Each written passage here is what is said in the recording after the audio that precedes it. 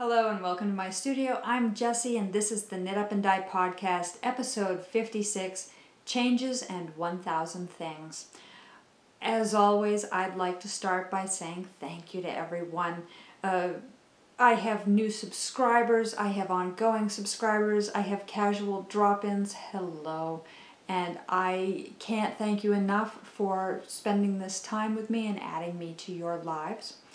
Special thanks this week goes out to Carmela,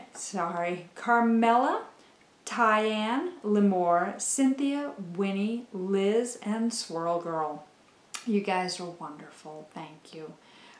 Special love, as always, goes out to Vashon, Marie, Linda, Bex, Wheezy, Cindy, Charlotte, Chris, Roseanne, Linda, Leanne, Eve, David, Donna, Betty Ann, Scott and John, Carolyn, Kate, Terry, and Mitch over at Unwound, Nancy and Rachel.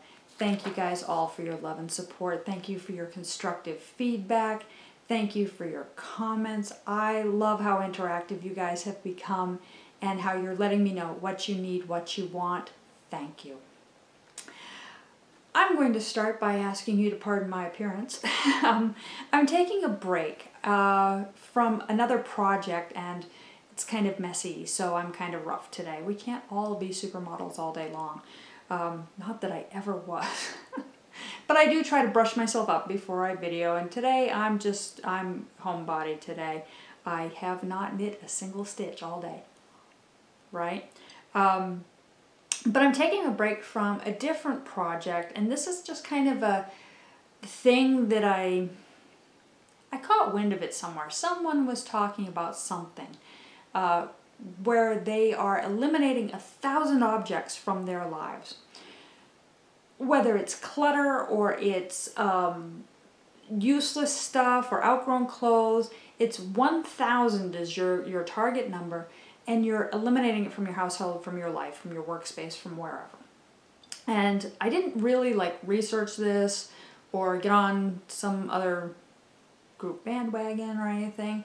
I just had learned of this idea and it struck me as quite brilliant because I find it hard to get rid of things sometimes. I'm very quick to put emotional attachments on objects, and because they remind me of things, whether it's a good thing or it's just a memory, or it's a trigger for me to remember some other thing that I need to do or that I want, whatever.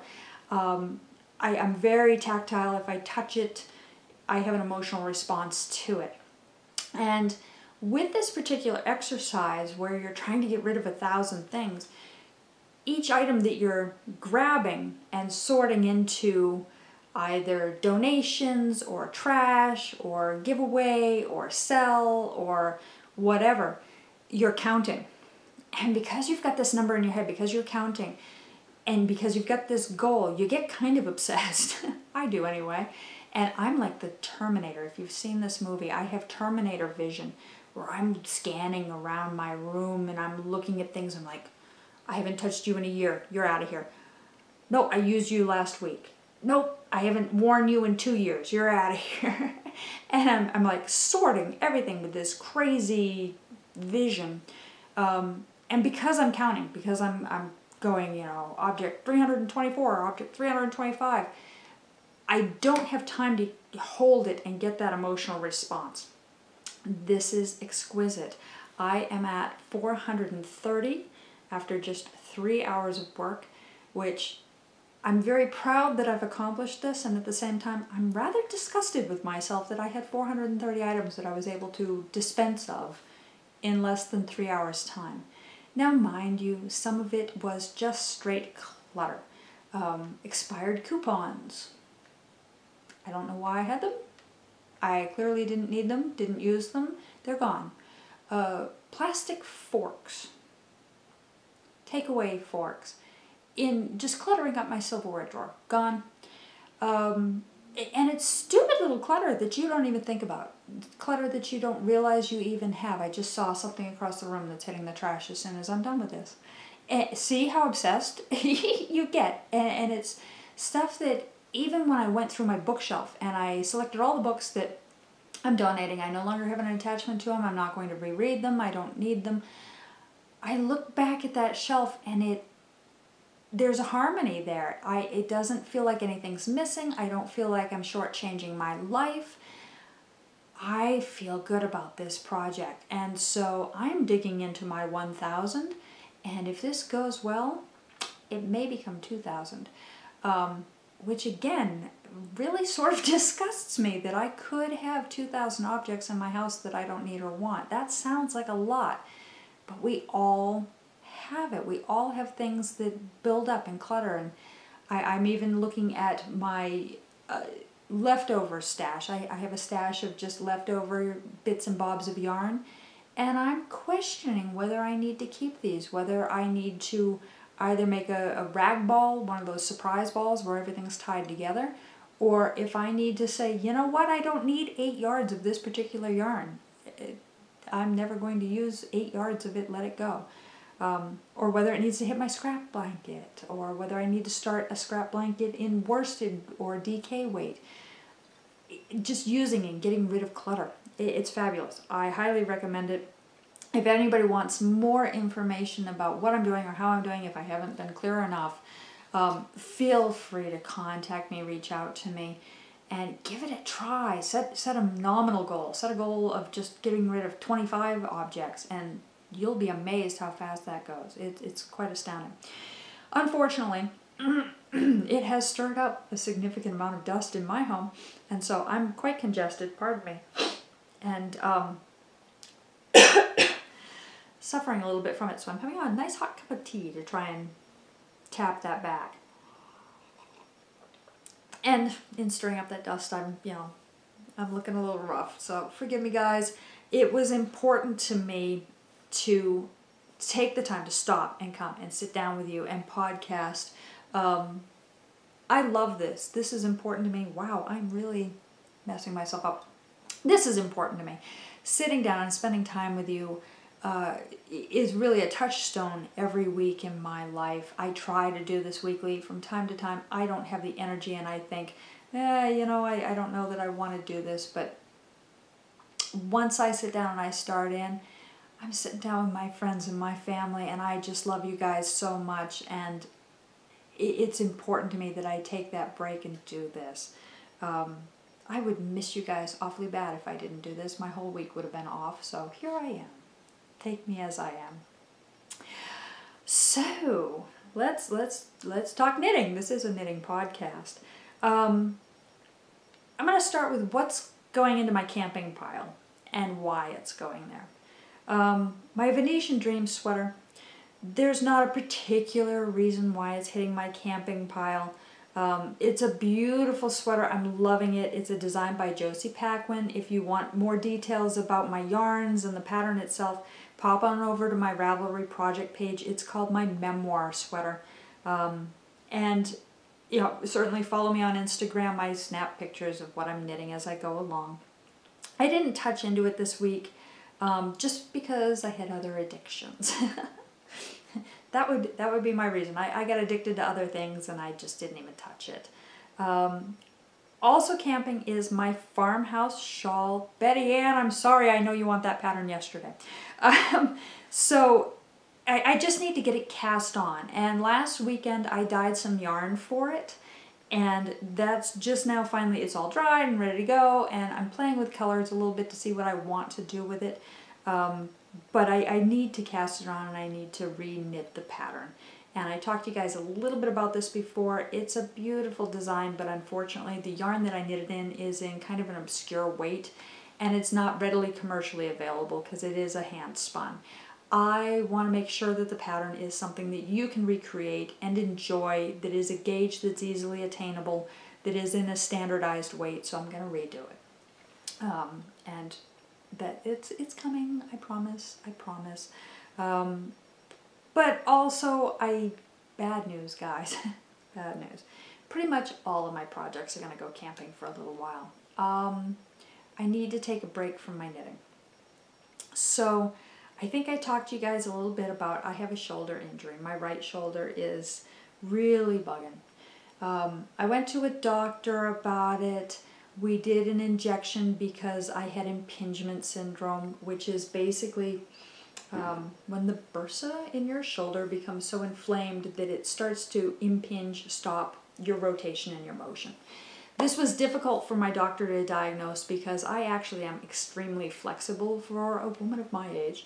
And so my range of motion was excellent. Oh, as I take out my lamp, my range of motion was excellent despite being impinged. We did a nice steroidal injection. I was pretty sure when I watched him do the injection that the needle was going to come out the back side because it was like this long. The steroidal injection worked very, very well, and it reduced the bursa, the inflammation that was happening in there, and unimpinged, freed my shoulder. However, the pain has continued.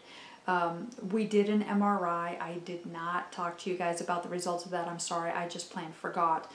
The results of the MRI indicate that I have a rotator cuff tear, one of the muscles in your shoulder. Mine happens to be in the back on the top, has some tear in it. And this tear is, to describe it well to you, you're knitters, you can relate to this. You have a strand of yarn, and if you untwist the yarn a little bit and you nick one of the little fibers that's twisted together, one ply, if you nick one ply, and then twist it back up, that's what kind of a tear I have. It's in the actual muscle. It's not on the outside of the muscle. It's not on the connective tissue at the edge by the bone. It's in the actual muscle tissue deep in the middle. As you know, this would weaken your yarn, and therefore it has weakened my shoulder. What's happening is I'm compensating. We all compensate. If we have an injury in one area of our body, we compensate by moving the labor to other parts of our body. My particular compensation, because I have this shoulder injury, happens to be here in my bicep. My bicep is doing all the work that my shoulder should be doing. Well, it's a knitting touch yourself moment here. Whether you are a continental knitter or you are a English knitter, put your working hand straight out, take your non-working hand and put it on your bicep. Now flick your finger the way you would as though you were wrapping yarn. You can feel, I'm trying to move my hand out of the way so you can see where I'm holding my arm. You can feel that action in your bicep. My bicep is all swollen and very, very sore because it is doing the work that my shoulder should be doing. If you've been watching me for any length of time, you recognize that I am rather addicted to my knitting. I do quite a lot of knitting, and I work a full-time job as well. There's 40 hours of my life is not knitting because, interestingly enough, my employer does not pay me to knit while I'm working. Wish he did, wish he did. I also have a commute. One way of the commute, I drive. My husband drives the other way, and I knit during my commute that way. However, there's an extra hour each day that I can't knit because I'm commuting. So there's 45 hours each week that I can't knit. I sleep occasionally for 6 to 8 hours, and then, you know, there's chores and home life and cooking and dogs and all the other things.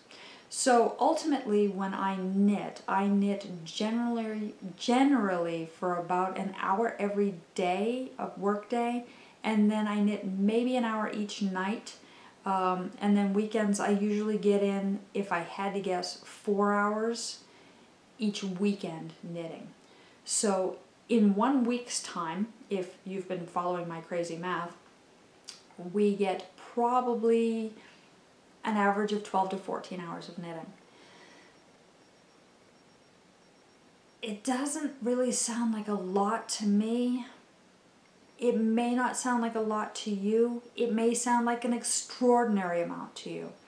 For my particular bicep issue right now, it's a lot of knitting. It's a lot of knitting.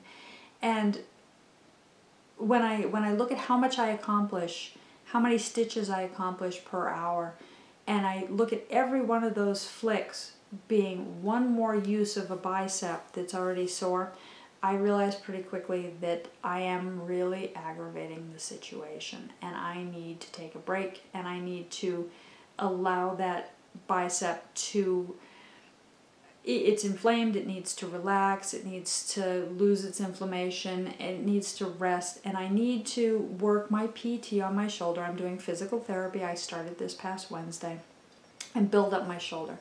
I can feel a difference in my shoulder already. It's only been, what, 4 or 5 days of exercises now. I can feel a difference already.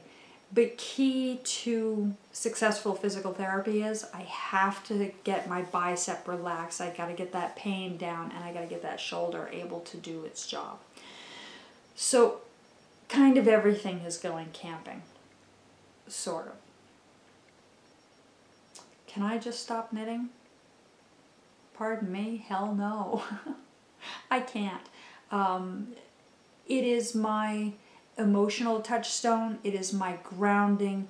It is my peace time. It is my creative time, because when my hands are busy and I'm doing something repetitive, I can really think and let my mind wander, and I do creative things at that time.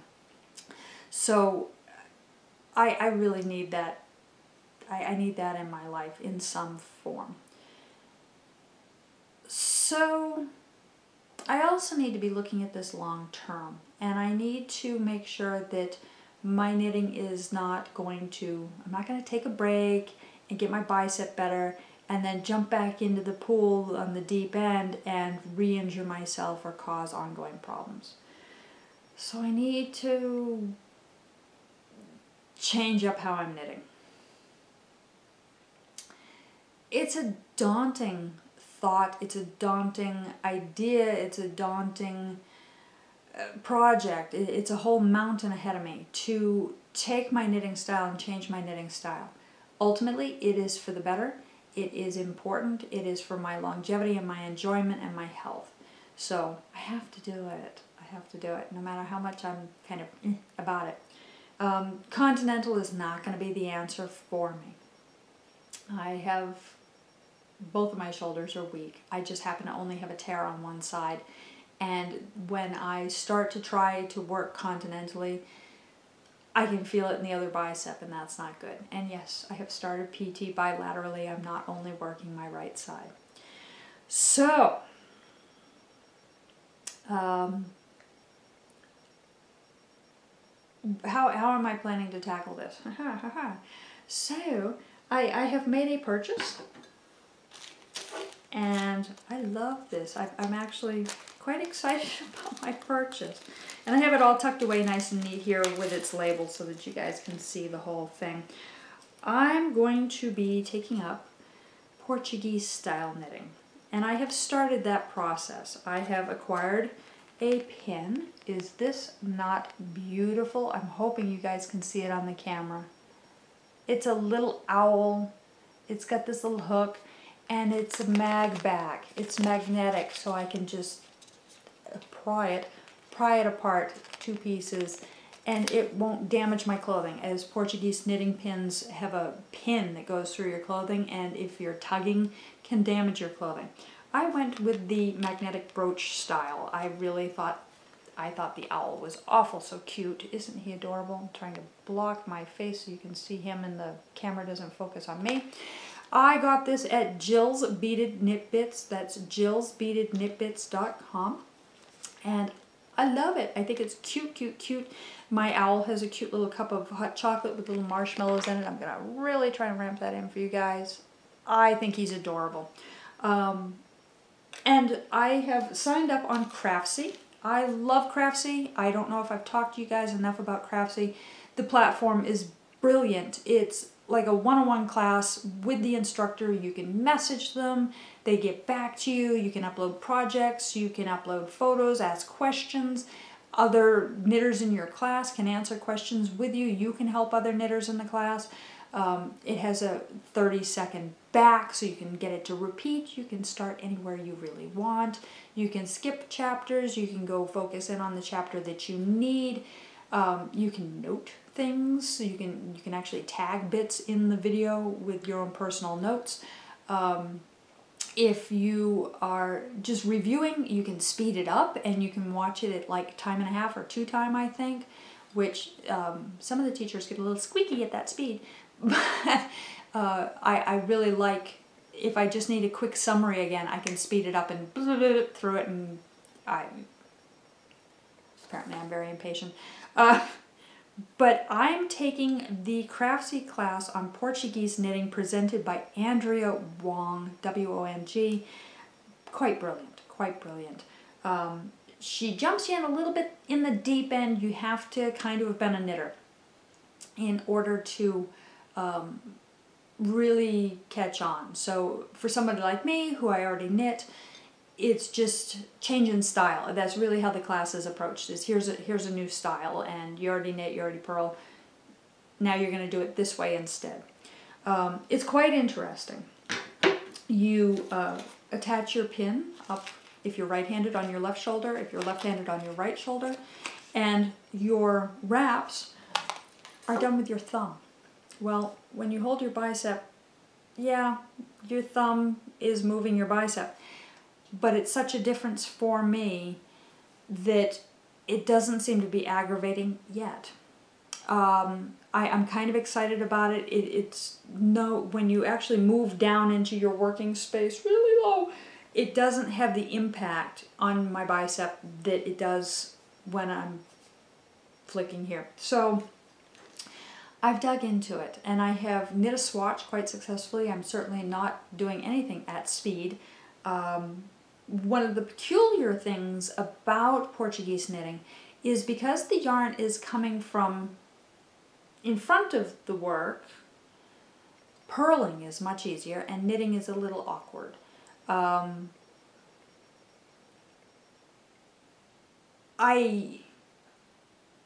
gauge is definitely something that I need to work on. Gauge is going to be a little bit of a project. Just because I'm trying to get my holding tension down still. So I'm just kind of swatch knitting right now. It's giving me that soothing, it's giving me the comfort, it's giving me the peace of mind, it's giving me something to focus on and problem solve with. All the beauty, all the wonderful things that we draw from knitting. But hopefully I'll be able to get up to speed with Portuguese pretty quickly here so that I can jump back into my projects. I do recognize that my gauge is going to be different, but this will give me vacation enough from the other projects that when I drop back into my projects with my standard English style to finish those, I won't be as taxed, I won't be as tired. That's where I'm at. That's kind of what's going on. Up until that point that I jumped in and started to do the Portuguese knitting, I did work on my other projects. So let's take a look at what I did do. With, muscle relaxants rubbed into my shoulder, and because I'm like a little dog on a leash, tugging. I'm right there. I'm cutting that collar into my throat. Heaven forbid I take a break. I worked on my waffle socks this week. I got quite a lot of progress done. When I showed them to you last week, I was about here on the project. I had the cuff, and I think I had a couple reps of the waffle texture that I was talking about. I am down through my heel flap. I have turned my heel. Isn't that magic? I can knit socks and take a break and come back, and every time I turn a heel, it's magic. I love turning a heel. I know not everybody is big on the heel flap, but there is just magic when your work turns 90 degrees like that. That is the cat's meow. I love that. So I am onto my gusset, and again, this particular project is fully improvised, and I am doing a 1x1 rib in my gusset right here. It's just a technique I like. It gives you a little bit of extra stretch right there in the gusset if you happen to have a high arch. It's my thing. This was a sock blank by Three Sisters Fiber Co. I'm loving it. I think the fabric is just beautiful. You can see a difference from one sock to the other. This was not a matchy-matchy sock blank. This was a beautiful painted piece. And boy, I hope I have enough for the whole foot. But that's what I have left of it. It is just beautiful. I have so enjoyed working this. So that's been kind of my mindless commuter kind of knit. Then when I have a moment to sit down for my lunch break at work, which my lunch breaks were a little short this week because I had to take time off to go to my physical therapy, and so I had to make up time over my lunch breaks. But the last time you saw my Coexist socks, and this is a pattern by Claire Ellen, it is free on Ravelry. This, I was only to about probably here on it. I am through the second rep of the leg, and I'm just loving it. I'm loving it. This is the finished first sock. And there's that same pattern on the leg. And your Coexist socks and my Coexist socks may have things in common or may be completely different. The beauty of this particular pattern is that it is a pick your own path, and she has multiple charts for every section, so you can do whatever tickles your fancy. Fun, fun, fun. So I got work done on both pairs of socks, and zip that up, tuck that aside. I worked on my How to Eat an Elephant blanket, and I got, let's pull this baby out. Betty Ann, you're wonderful, you're brilliant. I haven't done it. Betty Ann wrote into me and she suggested that I should probably make a habit of doing one square and then weaving in 8 ends to help me catch up on my end problem, because I have an end problem. That is brilliant, and certainly I need to implement some type of scheme, or I need to go on a serious binge.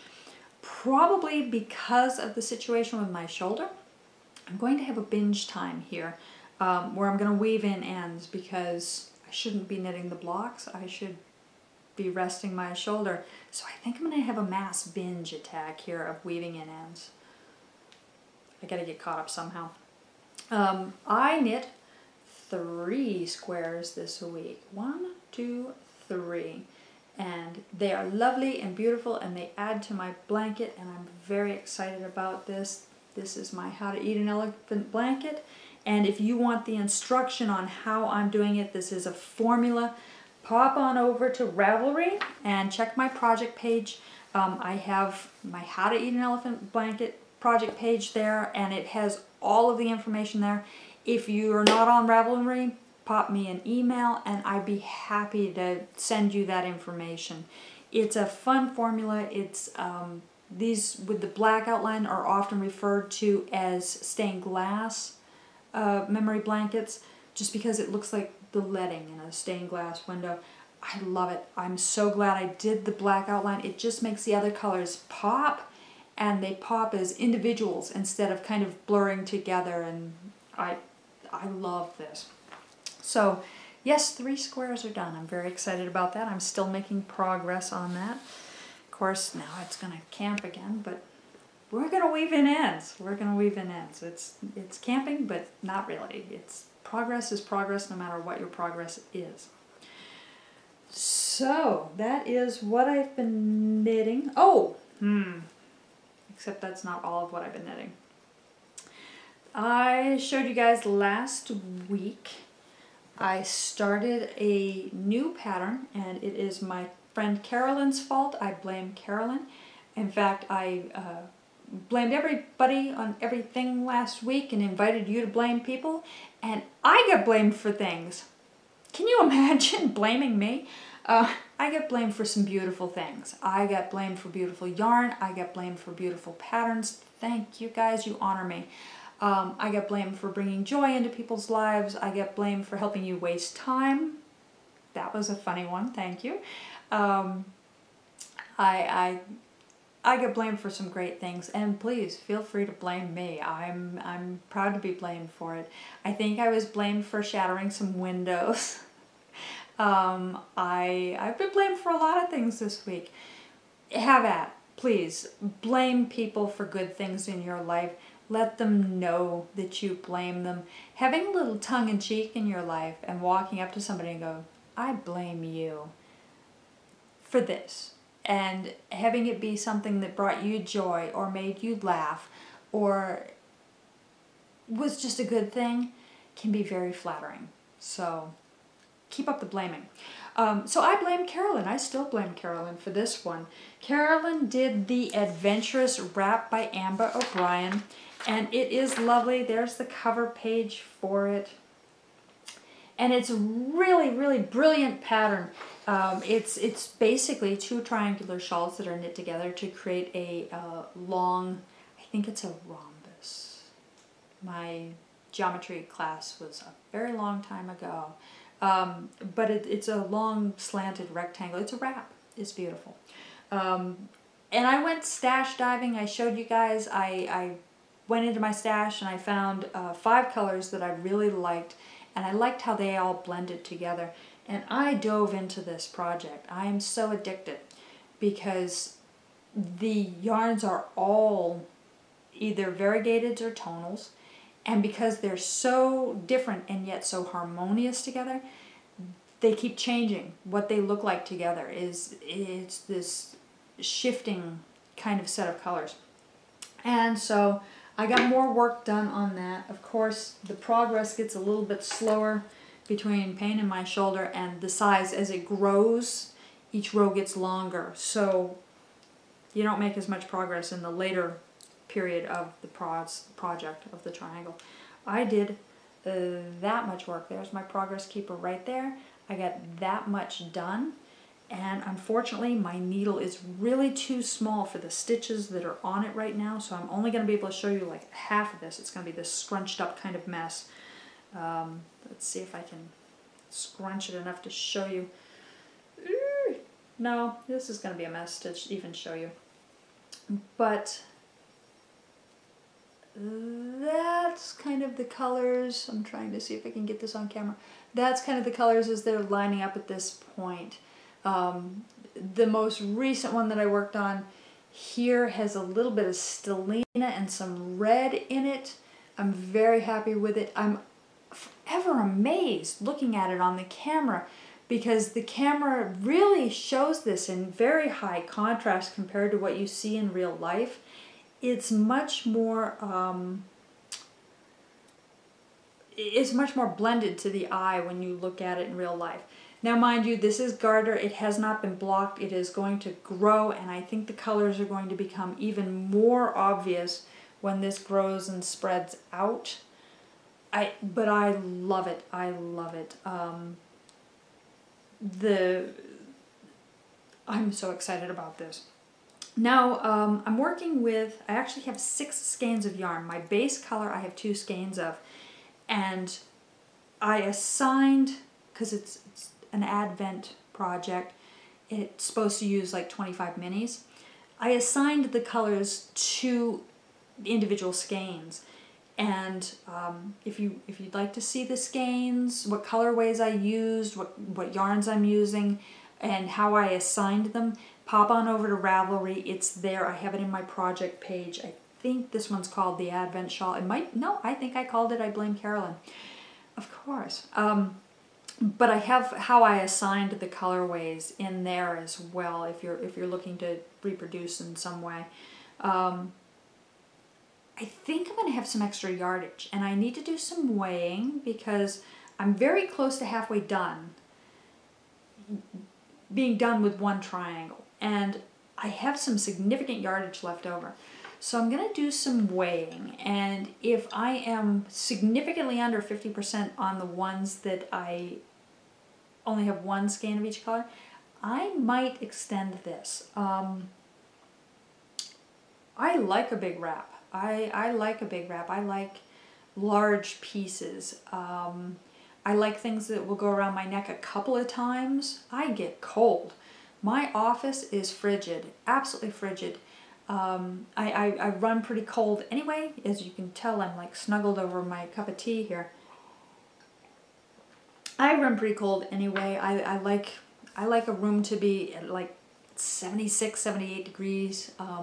I used to live in Maine. I grew up at a ski resort. I taught skiing for years. I moved to the desert. I now live in New Mexico, and it is significantly warmer in New Mexico. It's winter here, and winter, it's a warmer winter day, but we're likely to see 63 today, and I still am, sweatshirts and jackets to go outside.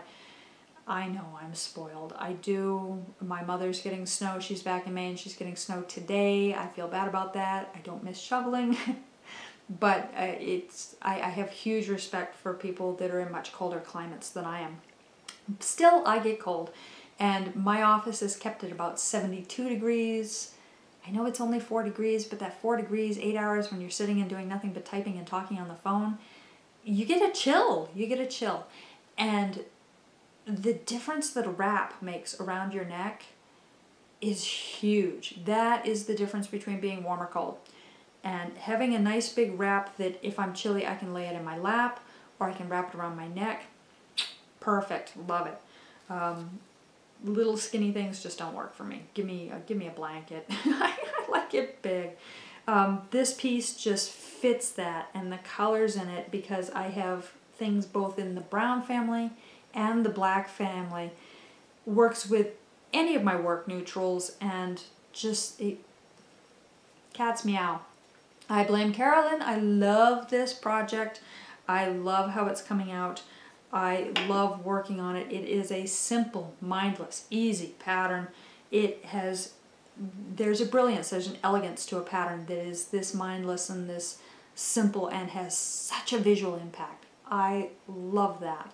And to be fun to knit, that's like everything I want to encapsulate in a pattern that I designed for you.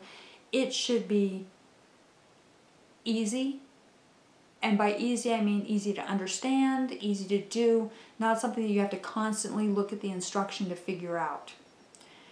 It should be enjoyable. It should have a pleasantness to it, not boring, not over the top technical.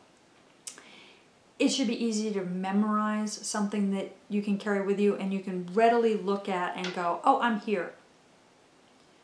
If you have to research, if you have to write down every last detail of I'm on the 3rd stitch or the 5th row, that can be tedious. You should be able to look at it and read it easily. That's what I want for my patterns going out to you. I want you to have fun knitting them, and I recommend Adventurous Wrap.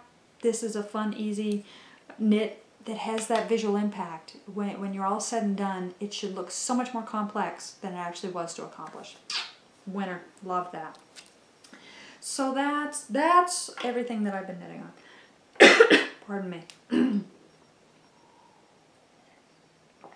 My socks, both pairs, my blanket, and this wonderful wrap. What have I been planning to knit?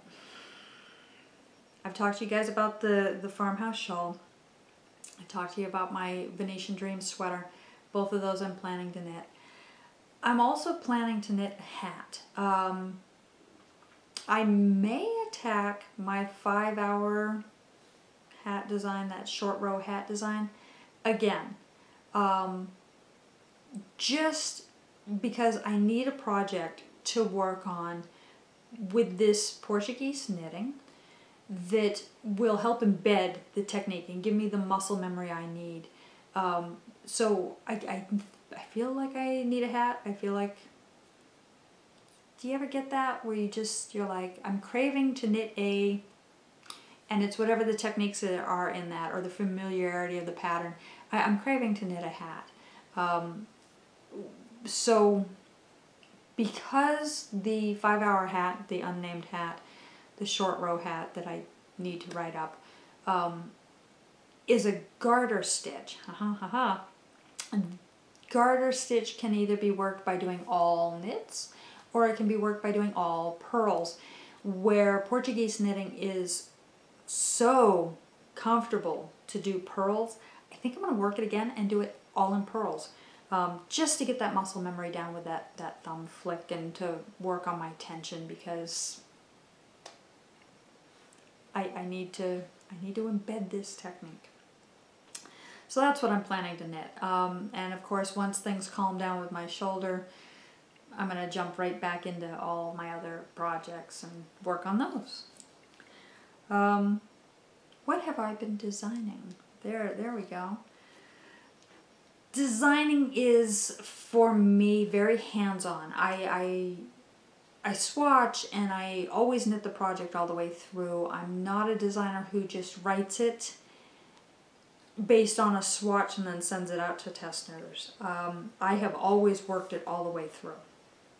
So my designing is going to slow down just a wee little bit. Somebody just laughed because they went, how could it be slower? You haven't done anything. Oh, yeah, well, it's in there, believe it. Bow truckle, I've got that out to test knitters. That's that hat with all the cable work on it. Thank you guys. It is closed to test knitters now. I'm sorry if you were interested in test knitting it. The pattern will be releasing shortly. But I do want to extend a very large thanks to Bex, who finished it in record time. My God, woman, you knit fast. Cindy, who was so incredibly helpful with her edits. Thank you. And certainly, if others have edits, do not be shy about telling me. You're not going to hurt my feelings by making my pattern better.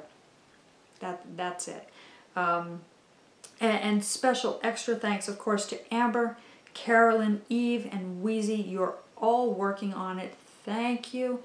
I can't wait to hear from you guys. I hope you're enjoying it. And I'm excited to see how it comes out. I've seen some really beautiful yarn selections, so I'm very excited. Madly Addicted. Madly Addicted, I am still looking for some Brave Souls. Madly Addicted is the cowl that has all the fun fringe on it. This is entirely accomplished without working a single purl. So much for my Portuguese knitting. Of course, you could knit it inside out and do all purls. Either way, you can accomplish this. This is still looking for test knitters. If you're a brave soul, come out. Let me know. Send me an email. Please use subject line test knitter so that you stand out in the crowd. And I will get information out to you, ask your questions. And I want to address something.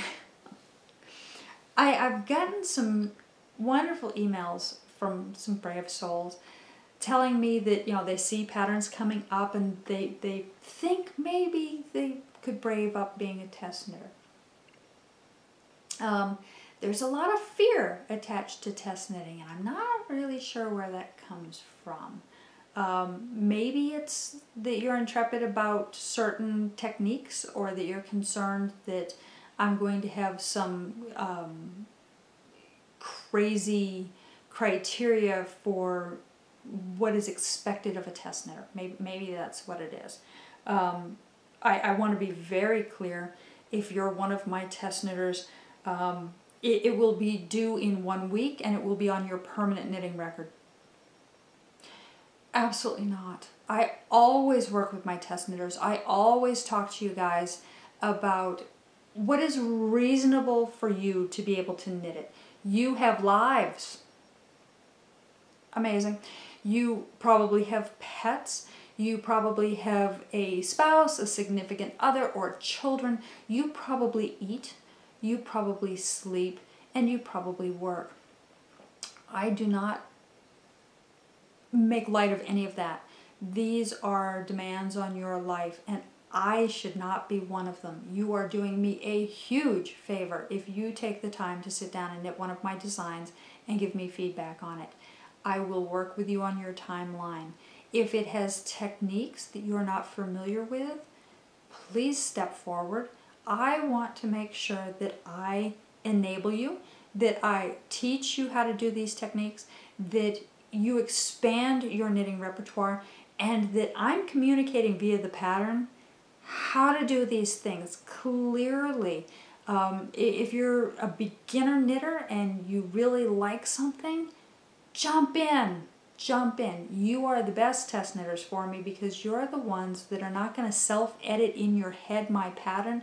You're going to ask me questions and you're going to say, I'm not clear about that. How is this supposed to be done? And it's only going to make my pattern better. It's only going to help all the other knitters out there. Come forward. There is no permanent knitting record, I joke.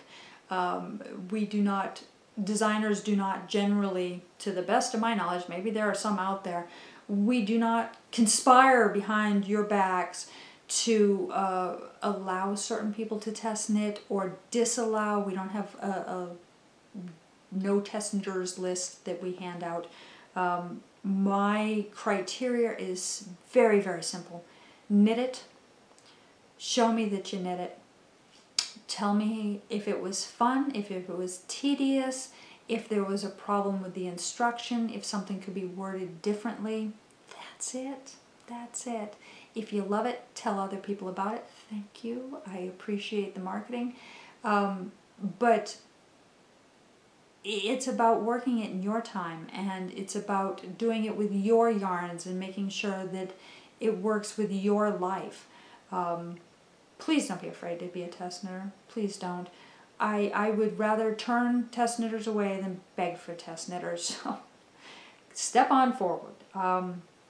And let's have an adventure. Let's have an adventure. What else do I need to go over? What have I been dyeing? Haha, what have I been dyeing? So last weekend I did some dyeing. I worked on my Samba Monkey base. My Samba Monkey is 100% superwash merino. It is a high twist single. It's very pretty. And it's a fingering weight that weighs in 100 grams is 400 yards.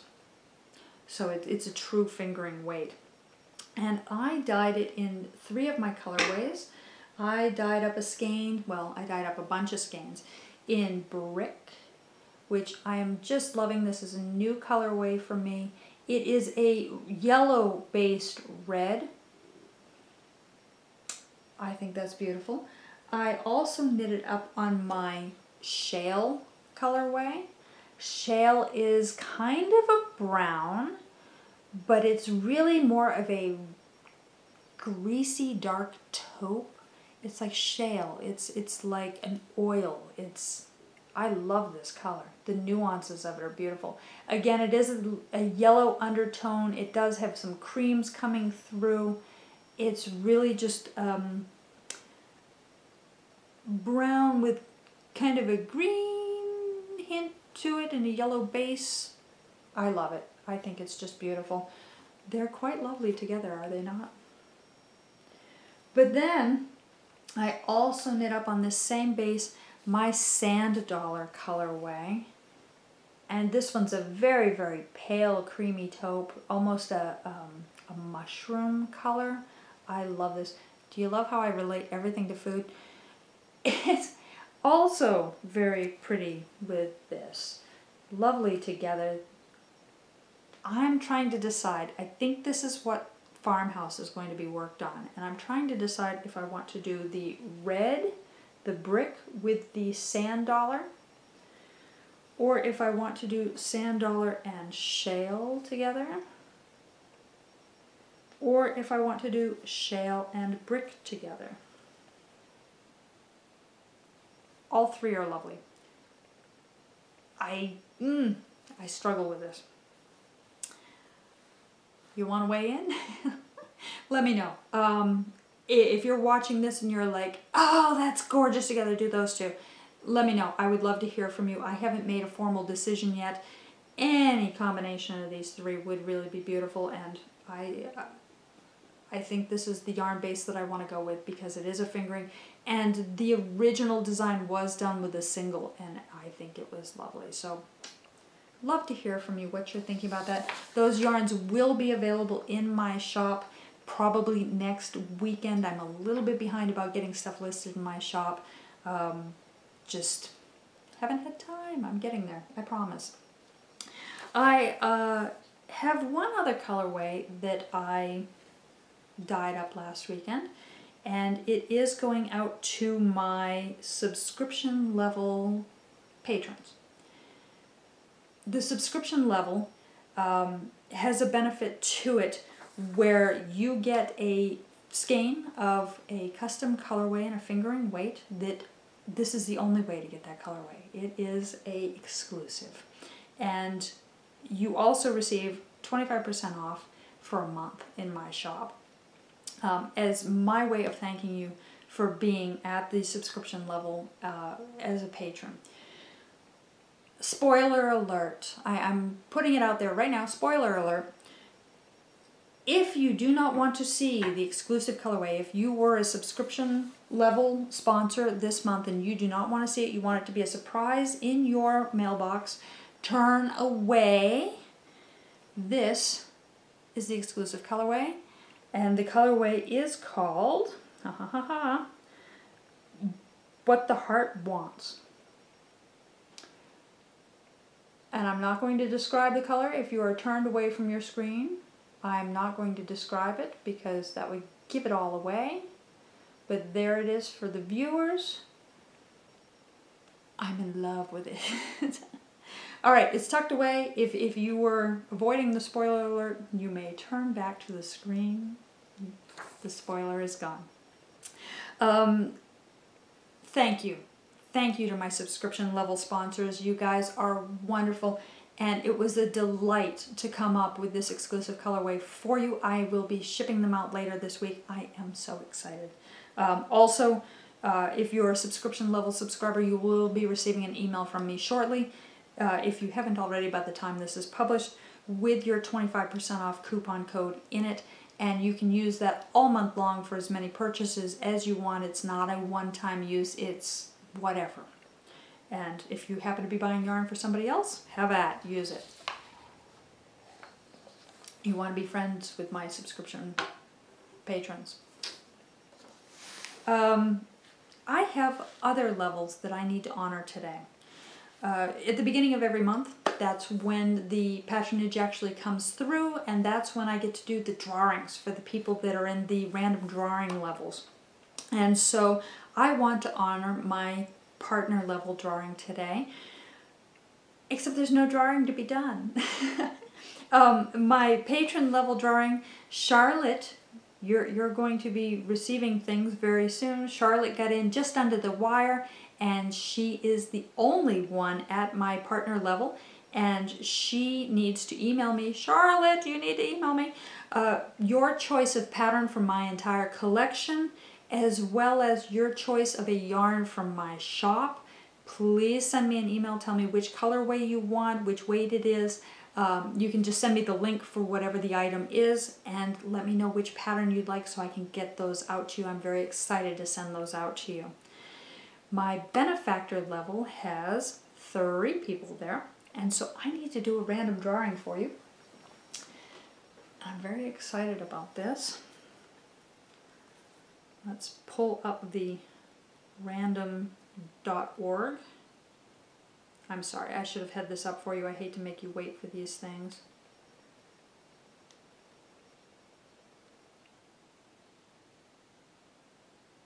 Alright, I have 3 people, so my drawing is going to be between numbers 1 and number 3. I'm hitting generate. The result is number 3. Don't know if you guys can see that. And number 3 is Kaylin. Kaylin, I will be sending you your surprise Yarny gift. Your Yarny gift, of course, does include a yarn, a pattern, and some other fun goodies. That will be headed out to you, and that is my benefactor level. So please, if you haven't taken a look at Patreon, if you haven't gone over to my page yet, pop on over, take a look. There are wonderful benefits to patroning me, and I am so thankful for what you guys do for me.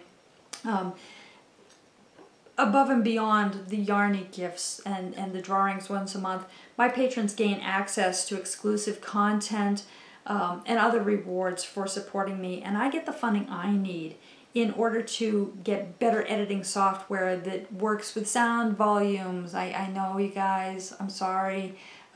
People have complained to me about things being too loud or too quiet. I've had suggestions about using Bluetooth devices. These things don't connect to my camera. I'm working with what I got. This is a home production, folks. I always endeavor to do better and to make this as pleasant for you as possible. The patronage that you provide me helps me buy new editing new editing software and equipment to improve the podcast, as well as gives me the time and the finances to research things and have new experiences and share them with you and teach you. Ultimately, my goal is to create an online project-based class that would be the same as like when I taught in my local yarn store, where you have a pattern and you have step-by-step instruction from me how to go through this and accomplish this project. That's my goal. I would love to teach classes again, and if that means that the classes are taught here in my studio this way through you, that's what we're going to do, folks. That's where we're headed. It means the world to me. I am so grateful for this opportunity. I'm grateful for the opportunity to sit down, have a cup of tea, and talk with my friends. I'm grateful for the opportunity to have test knitters that I can reach out to worldwide. They're interested in, you look at my projects and you go, hey, wow, I'm gonna give that a try. I am thrilled to be able to share new techniques with you. Once I get this Portuguese knitting down just a little bit more, maybe next week, guys, I want to show you right on camera, this is how I knit. This is the Portuguese knitting style. These are the differences. This is what you would experience if you did this. I want to share these things with you. That is the whole point of this, is you. I love this. I gain happy time from this. I gain camaraderie and a community from this. But I want to give back. And what I want to give you is entertainment, information, fun, my friendship. I enjoy you guys so much. You can't imagine your emails. Boy, that's the best part of my day. I'm forever running up to my husband with my phone going, I get an email from so-and-so, blah, blah, blah, blah. And he's just like, who?